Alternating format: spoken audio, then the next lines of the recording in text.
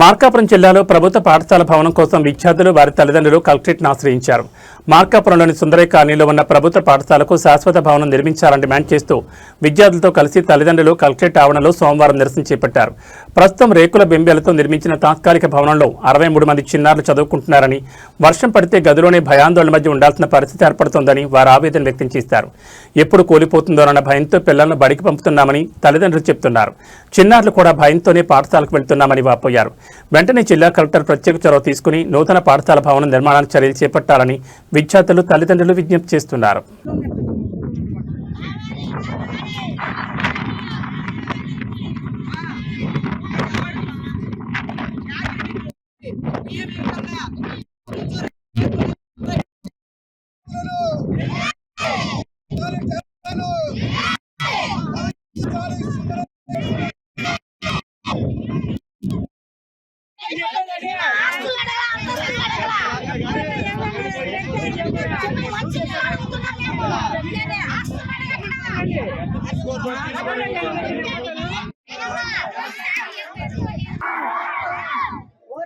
పోరాడతాం మా సమస్యల పరిష్కారంతో పోయే వరకు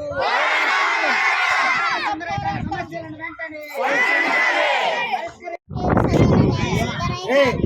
ఎందుకు నిలబడేది మీరందరూ ఏం పనిడా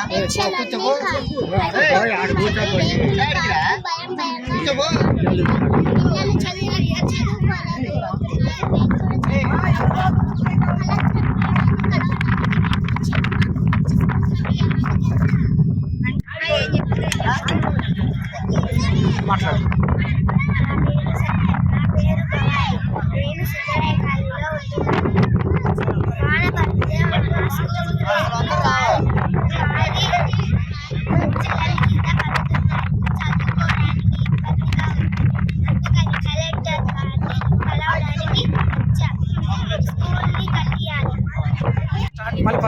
ఫస్ట్ సుందరయ్య కాలనీ కలెక్టర్ మేమందరి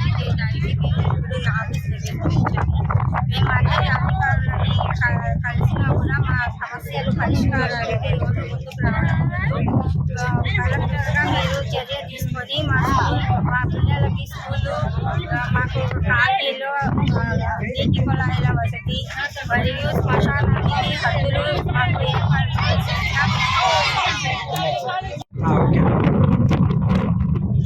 నా పేరు విజయ్. మార్కాపురం సుందరయ్య కాలనీ వాసిని. గ్రామం నిర్మించి దాదాపు 20 సంవత్సరాలు పైబడుతున్నా కూడా ఇప్పటికి కూడా ఇంకా దశలోనే 20 ఏళ్ళు వెనకనే బతుకుతున్నటువంటి ఊళ్ళో ఇప్పటికీ నివసిస్తూ ఉన్నారు. రోడ్లు లేవు, కాలువలు లేవు, శ్మశాన వాటికి కేటాయింపు తప్పితే దానికి సరైన పరిధి లేదు. విద్యార్థులు అద్దె భవనాలలో నీరు కాడుతున్న మూలాలను ఉంటున్నారు తప్పితే సంబంధిత ఒక పర్టికులర్ ఒక భవనాన్ని నిర్మించాలనే కానీ ఒక భవనానికి ఇంత స్థలాన్ని కేటాయించాలనే ఆలోచన ఈ ప్రభుత్వానికి లేదు.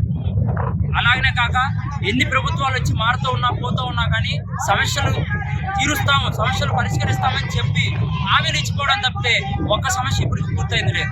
4 బోర్లు వేయడమో 2 ట్యాంకులు కట్టడమో కాదు, శాశ్వత పరిష్కారం సుందరయ్య కాలనీకి దక్కాలి. దానికి పన్ను రావాలి. ఆ పన్ను వచ్చిన తర్వాత దానికి రోడ్లు ఇవ్వాలి, కాలనీ పైప్ లైన్లు ఇవ్వాలనేది ఈరోజు సుందరయ్య కాలనీ మా వాసుల యొక్క మా అభ్యర్థన. కాబట్టి ఇక్కడ దాకా రావడం జరిగింది. ధన్యవాదాలు.